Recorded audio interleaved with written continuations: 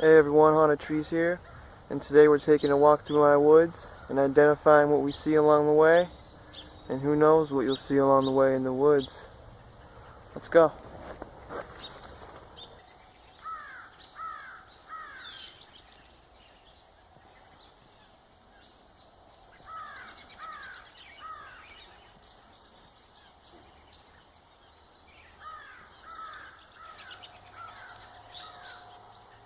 And right here we found a hawthorn tree. And hawthorn tree is a widely distributed tree. There's about 20 or more species just in New York State alone. In the hawthorn tree, the leaves are simple and alternate, but the leaves of this tree, throughout the so many different species, they're so vast, but they are lobed, at least 3 to 9. This is the more lobed tree. And they all usually are serrated on the sides. There's a better picture of it. Lobed and serrated and alternate and simple. And the fruit of the hawthorn tree is cherry sized, and actually the taste of it is sort of, pretty much it tastes like a little apple. It's made mostly in Britain in jams and jellies. It's very popular. And the bark of the hawthorn, as you can see, is grayish brown and scaly. And the wood of the hawthorn isn't very sought after because the tree itself does usually only get up to about 20 feet. It's not very big here, about 20 feet. And actually the tree itself is considered a pest to some farmers because it does spread so rapidly. And this tree actually is a very, very good medicinal tree.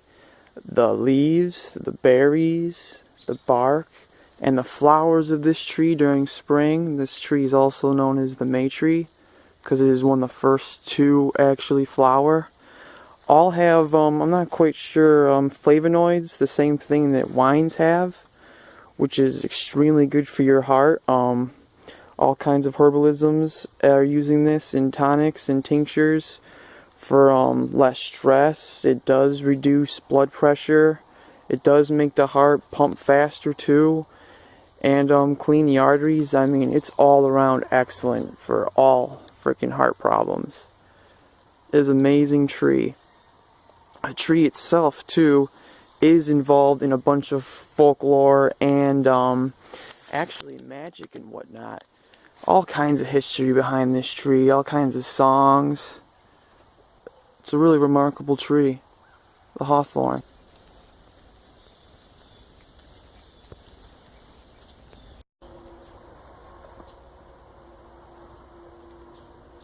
Right here we have a red maple, and a red maple gets that awesome red foliage in the fall as it's turning to now. And you can always tell it's a red maple because, as you can see past the leaves right there, it's got that red twig. It's a dead giveaway.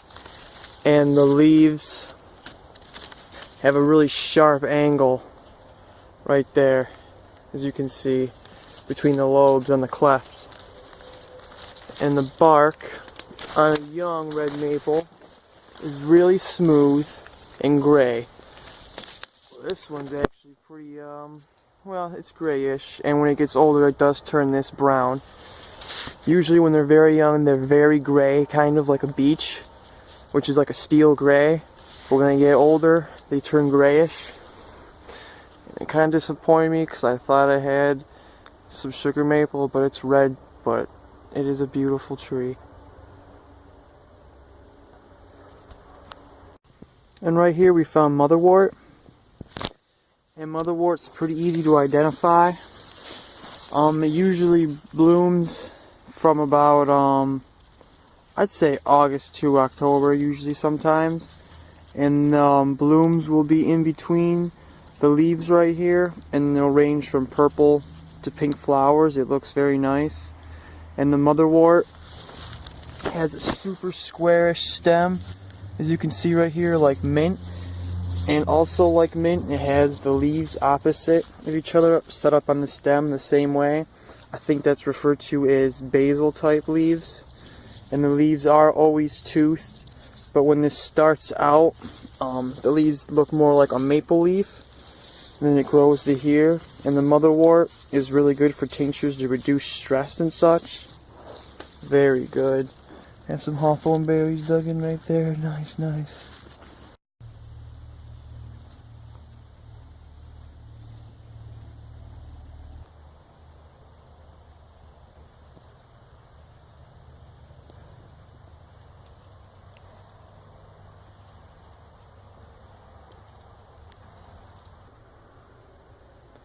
And on my hunt to find a sugar maple, I unfortunately found a silver maple. I got freaking excited again. Ooh, a bee just flew around me. That's weird because it's October.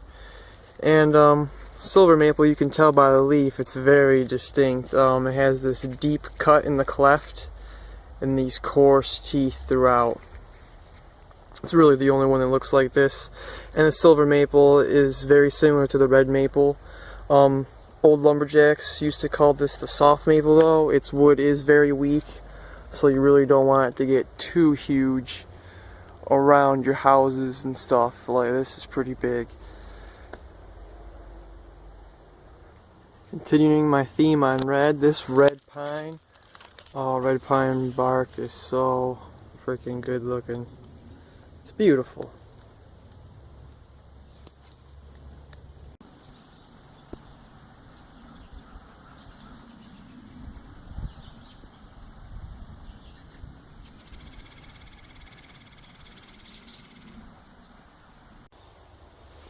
And we're back to hawthorn.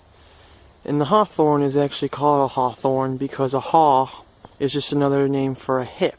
Because the hawthorn is in the rose family. As you can see, it is right next to roses right here, and those are actually rose hips, or haws. Compared to the red berries, which you can see resemble.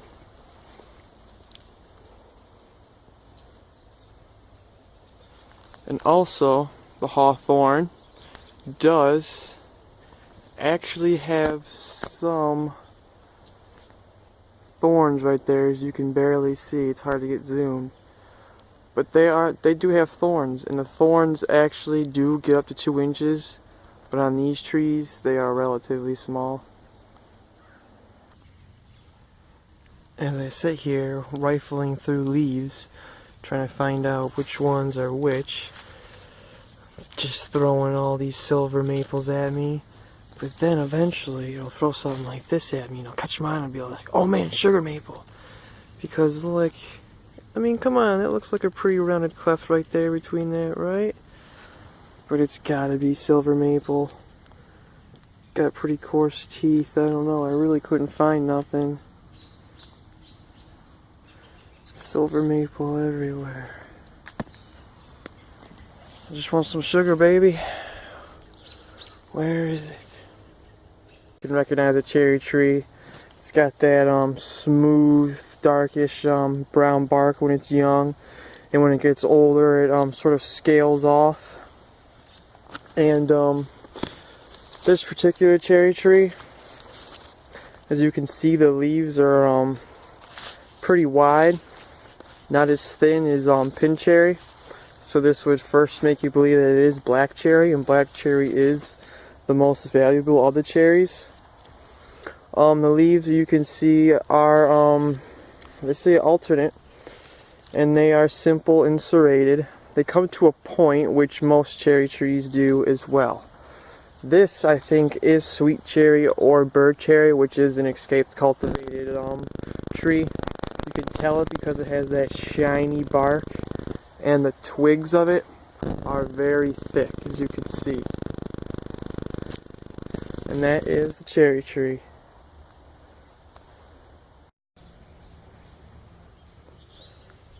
Unfortunately, I didn't find any in the woods, but right here, at the end of my journey, there's a sugar maple, and you can tell it's a sugar maple because these clefts right here are rounded.